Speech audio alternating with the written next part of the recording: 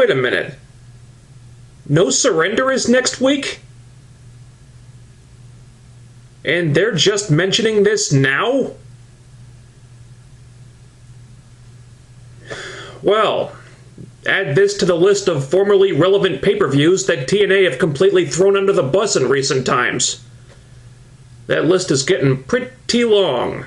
Ordinarily, I like it when Impact starts in a way that it wouldn't normally start. Breaking from formula helps keep the show fresh, so things don't become repetitive and whatnot.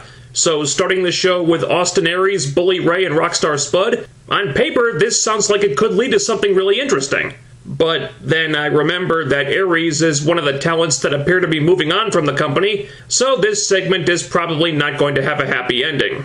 It starts out really well. Aries is pissed off that he wasn't put in the #1 contendership match last week, and failing that, he wants a world title shot or a tag title shot, and Bully Ray has perfectly logical reasons for not giving him either one. So far, so good. But then Bully offers him an X Division title shot, and suddenly Aries is like, fuck that noise. Been there, done that. I don't need the X Division title. The X Division title is for guys who can't be main eventers.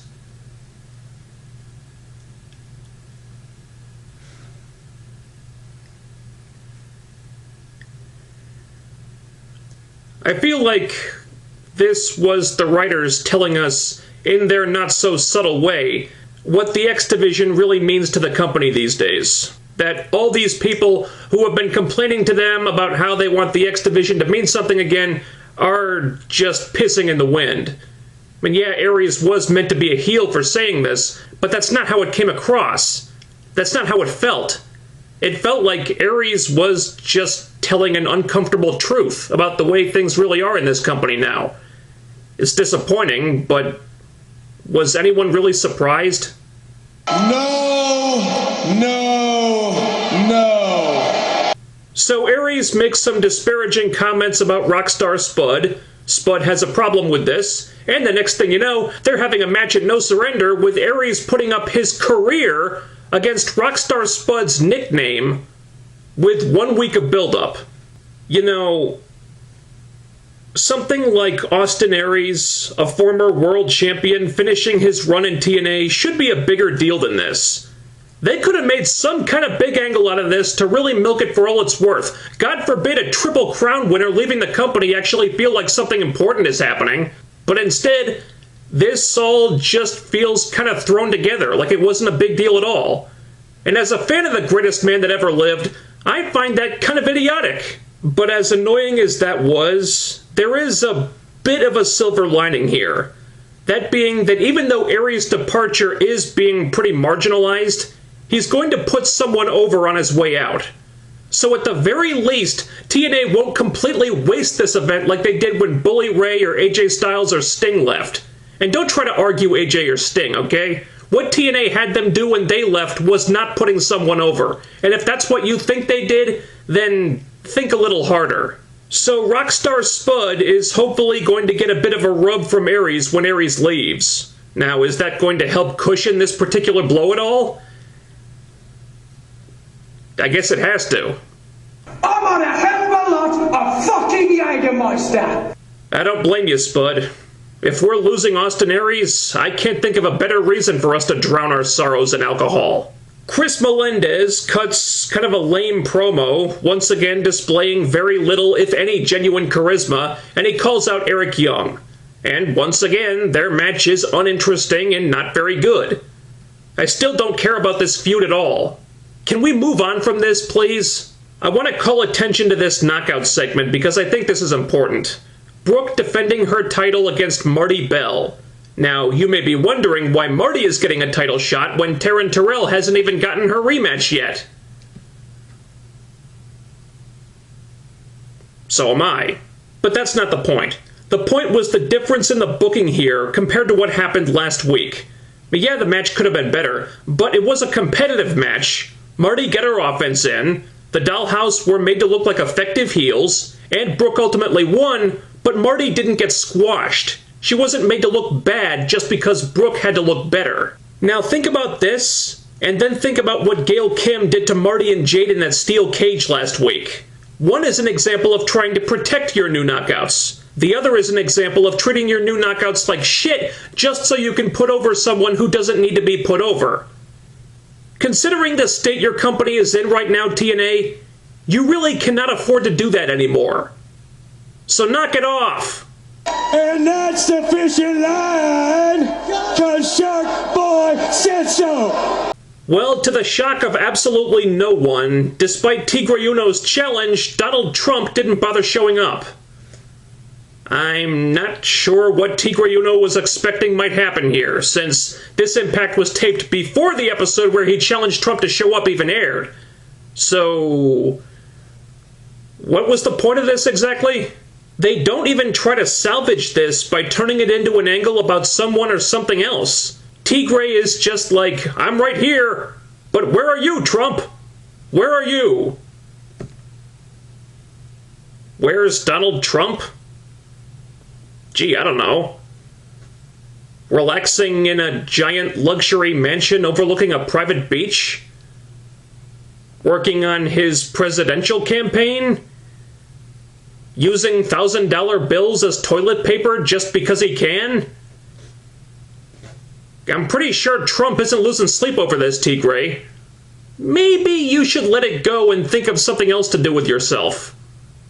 Maybe something X Division related. So EC3 has a conversation with Matt Hardy about their upcoming title match, and wouldn't you know it, Matt wants this match to be Full Metal Mayhem. Wow, what a shocking turn of events.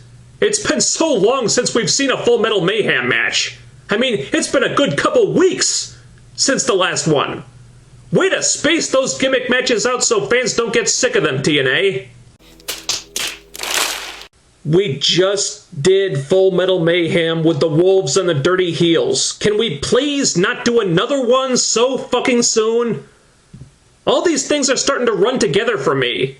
I expect it'll be good, but it just feels so superfluous.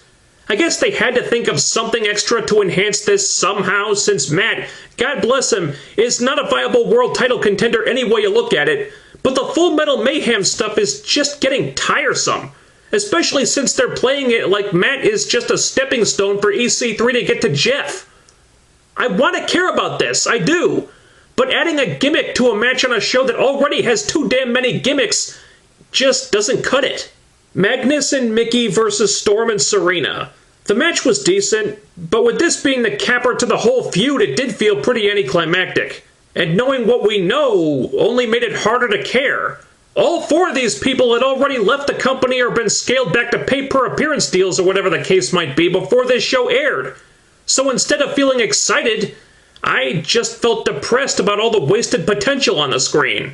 Magnus, who could have been one of TNA's biggest homegrown success stories if they hadn't botched his world title reign so horrifically, who would have been their most marketable crossover star in the UK for years. James Storm, one of the most charismatic stars TNA has ever had, who should have been made a main event player ages ago, but for some reason never really got an opportunity to be a top star. Mickie James, who was arguably the biggest knockout in the history of the company in terms of star power, and should have been used to give a rub to and help create a lot of new female stars for the company. And Serena, who could have easily been one of those women, who could have been a great knockout for TNA if they'd ever given her the chance to prove it before she decided to retire.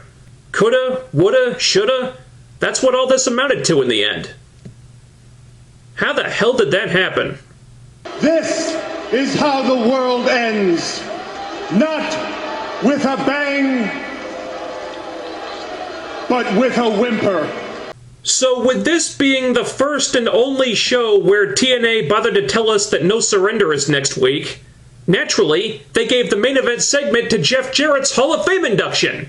Even though they've never wasted TV time on these before, they only showed highlights and that was fine. This time, they do the whole ceremony on Impact. Because TNA can think of nothing better to do with these 15 minutes, apparently.